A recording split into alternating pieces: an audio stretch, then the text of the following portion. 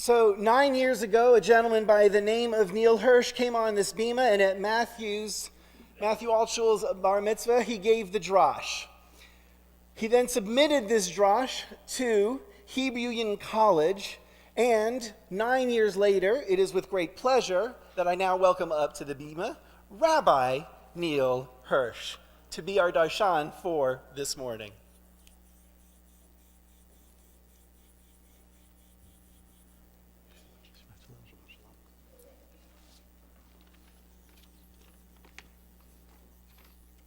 Good morning. Shabbat Shalom. Thank you very much for the honor to get to be with you this morning. Mikey, Yasher Koach, job well done. And for Sharon and Alan and Matthew. Our families have traveled Machayel L'Chayel from strength to strength now for many different moments and for many years. And this is but one more milestone. And personally, I cannot wait to share many more together. So thank you very much for this honor and the chance to be with you on this occasion.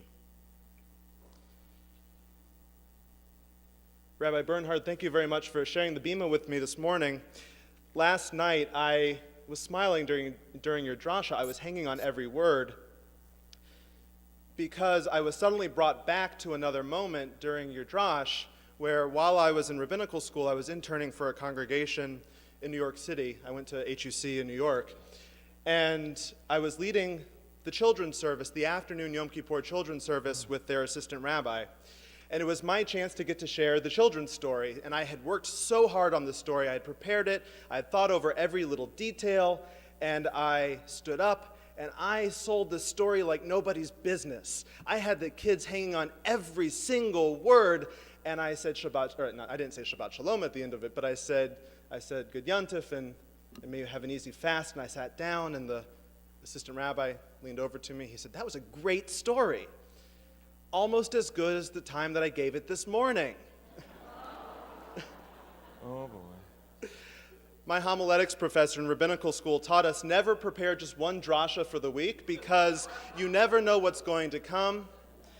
And the drasha I'm going to deliver this morning is actually option number 2 because almost idea for idea, Rabbi Bernhard and I came up with the same stuff.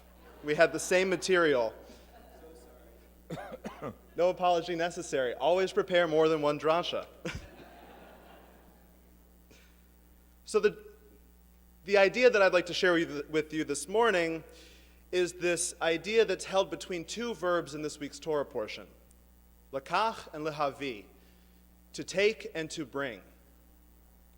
These two actions are given particular import in this week's Torah portion. God instructs Moses, "Kehu me'itchem teruma ladonai kol nidav libo." Take from among you gifts to the Eternal. Everyone whose heart so moves him shall bring those gifts. This is in Exodus 35. Moses instructs the people to take those objects, but then to have them brought. Kol ish ve'isha asher nidav libo otam.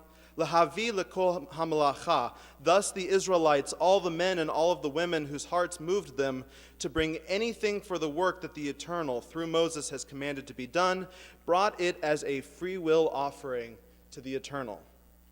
Here we have the building of the Mishkan, we have the building of the sanctuary among the Israelites in their encampment. And it's the Israelite people who come together as a kahal, as a congregation, and who build up this dwelling place for God among them. And it's done so with the gifts of their hearts. It's done so with the things that each of them want to bring forth. It isn't that Moses is going around and taking all of those objects.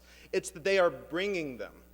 And to emphasize this point, the text talks about how the Israelites brought lehavi, that they brought those objects 9, 10, 11 times by my count versus the taking, Moses' action of taking those objects just 2 times. The Ramban, our 13th century Spanish commentator, noticed this and gave 2 reasons for the emphasis on bringing over taking.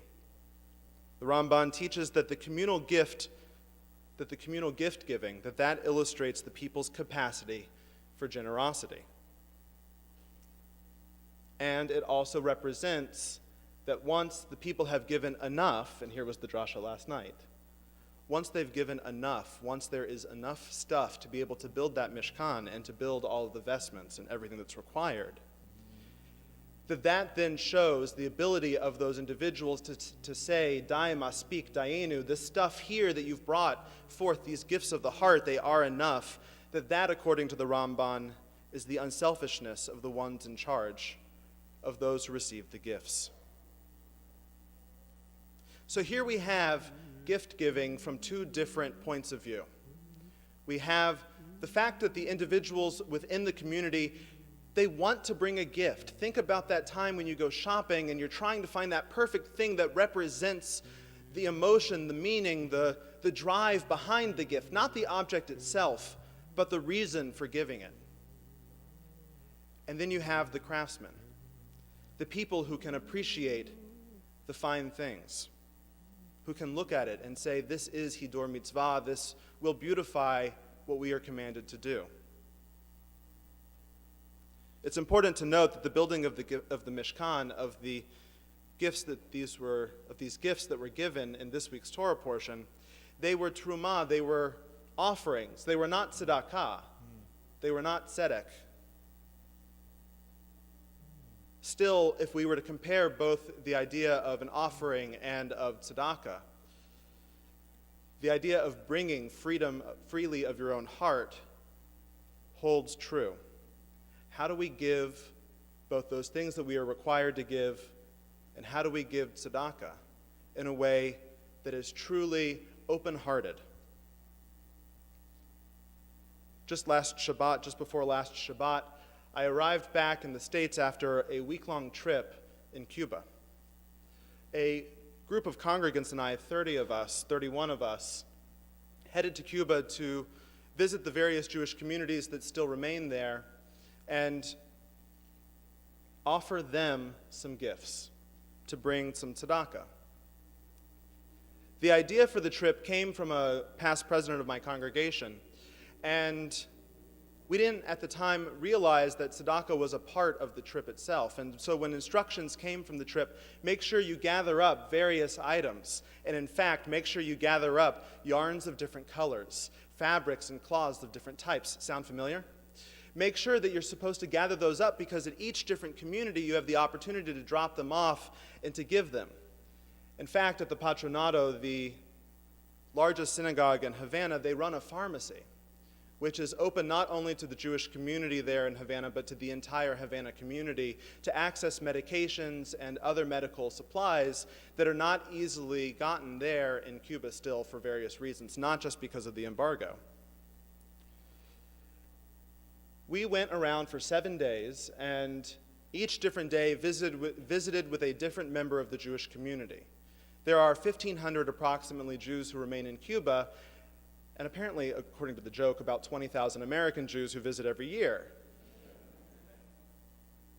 And with each different stop, congregants would take bags of cloth,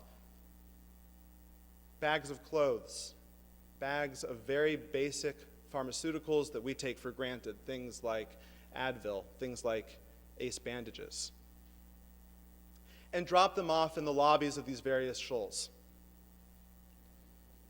On one day in particular, we visited with the Orthodox synagogue in Havana. We had already visited 3 other synagogues at this point, 3 other Jewish communities, and my congregants brought in their bags and they placed them down on the table in front of 2 or 3 women who were sitting there doing crafts work. They also run a craft shop for seniors in the community to also give them projects and to keep them active. And my congregants noticed, and they noted this to me later on, that not a single person in that congregation looked up and said thank you. Nobody looked up and said, welcome to our community. They just kept going about what they were doing. And likewise, when we sat down to meet with one of the heads of the community, he never even told us his name. Again, he never said welcome. He never said thank you for what you were bringing. I never expected this person, and I never expected the community to fawn over us for donations and for making those gifts. but there was a lack of a recognition that complicated the entire trip. As my congregants got back onto the bus, we began to talk about what this meant for us as we had visited with so many different people now in Cuba. The question that they were asking was, does the way that the gift is received, does that change the nature of the offering? Does the way that somebody says thank you or doesn't say thank you, does that change whether we should make the offering or whether we should make the tzedakah?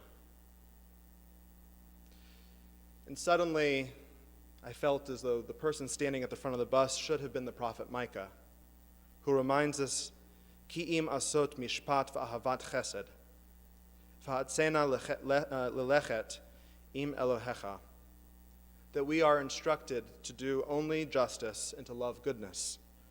And thus, and therefore, and so, we can then walk modestly with our God. Mishpat and chesed. If we take those two values, those two ideas, law and justice, the things that we are called upon to do as Jews, and put that right beside this idea of chesed, of kindness, and place those together, the emphasis in terms of how we are supposed to be takes us back to that law that we all know, ahavta l'reacha kamocha, love one another as you love yourselves. We are taken back to that place that it matters not how we are received, but rather how we approach the other individual.